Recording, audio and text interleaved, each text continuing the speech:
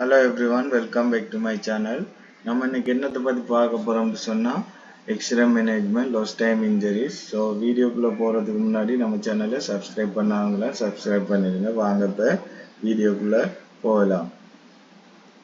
So lost time injuries. Lost time injuries incident that result in a disability, fatality or an employee missing work due to an injury and unable to completely perform their job duties as outlined in their job description, take times to recover normal and not able to report to work within 3 working days.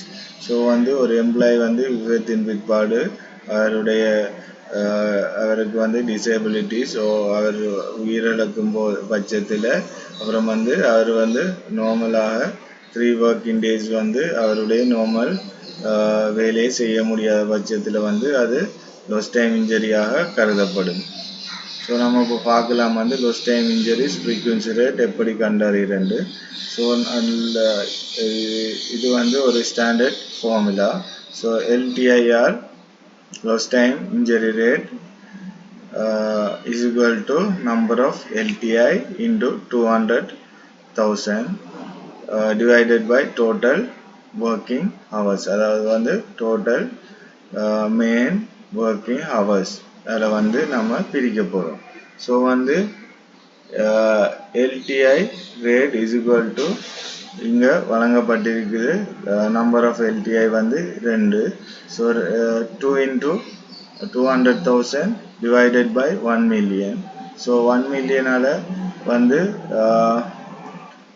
400,000 பிரிக்கும்போது 0.4 frequency rate நமக்கு கிடைக்கப்பட்டிருக்கு.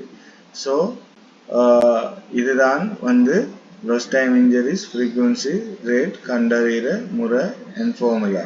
So நம்ம அடுத்தது பார்க்கலாம் lost time injuries severity rate எப்படி கண்டறிகிறது. So நம்ம இப்போ பார்க்கலாம், இது ஒரு standard formula.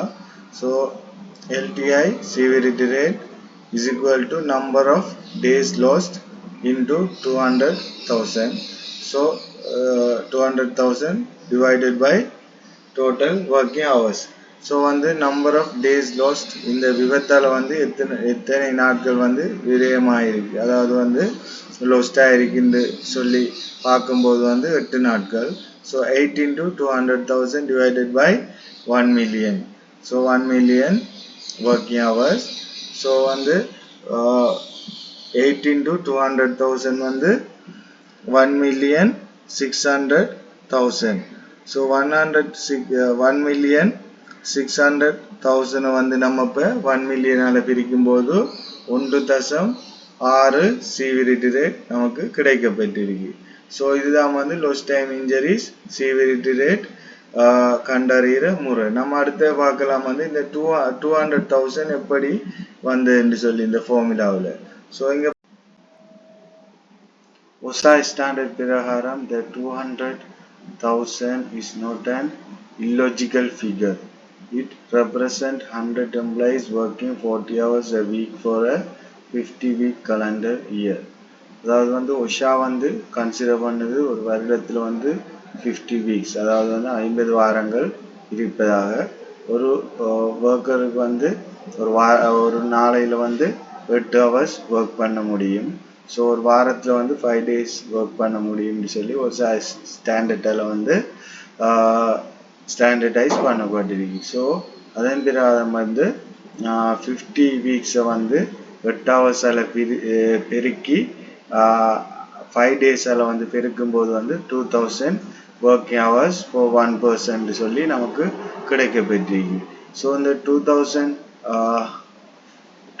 working hours for 1 person 100-ஆல்